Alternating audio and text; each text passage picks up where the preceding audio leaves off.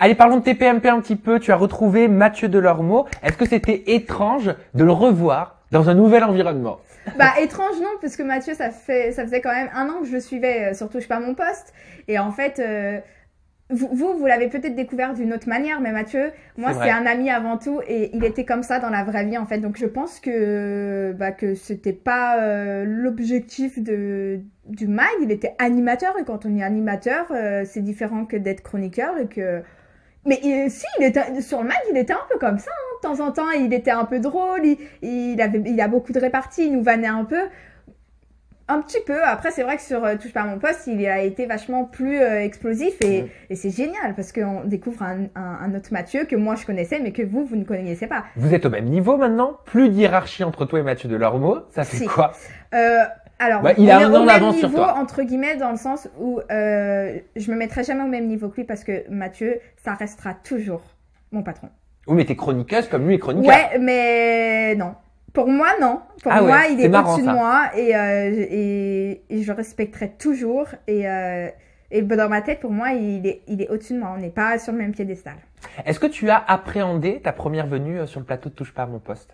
Évidemment, j'étais très stressée. Toutes les vacances, je les ai passées à écrire à Cyril.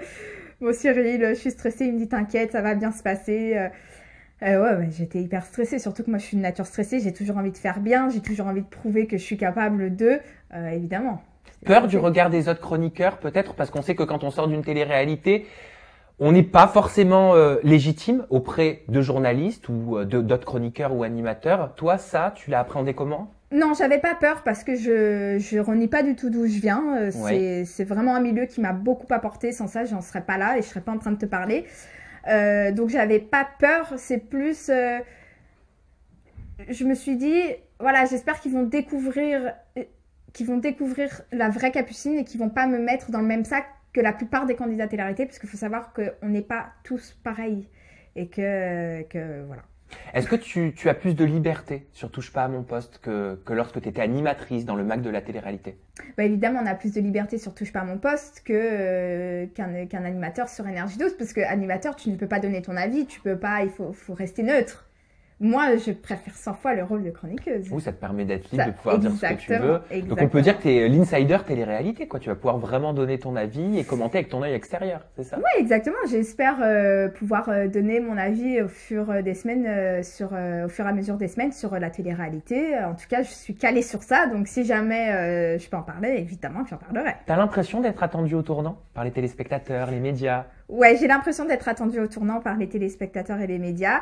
Et j'espère que je ne décevrai pas les téléspectateurs. J'ai vu pas mal aussi un peu de critiques pendant les vacances sur ma venue sur Touche pas à mon poste. Je peux les comprendre.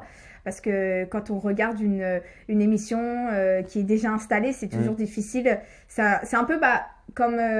je vais prendre l'exemple de Secret Story. Quand une saison se termine, on a du mal à s'attacher à la saison d'après, au nouveau arrivant, parce qu'on est attaché à la saison d'après. Donc, je peux les comprendre. Et en tout cas, j'espère donner le maximum et que du coup, ils soient contents de ma venue. Tu joues dans la cour des grands maintenant. Est-ce qu'on peut dire que tu as eu ta revanche?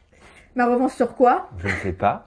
Ma revanche, non, parce que j'ai pas à donner de revanche ou à prendre ma revanche, mais plus, ouais, je rentre dans la cour des grands et ça me fait très plaisir. Très heureuse professionnellement alors? Très heureuse professionnellement, épanouie professionnellement. Et je pense également très heureuse personnellement.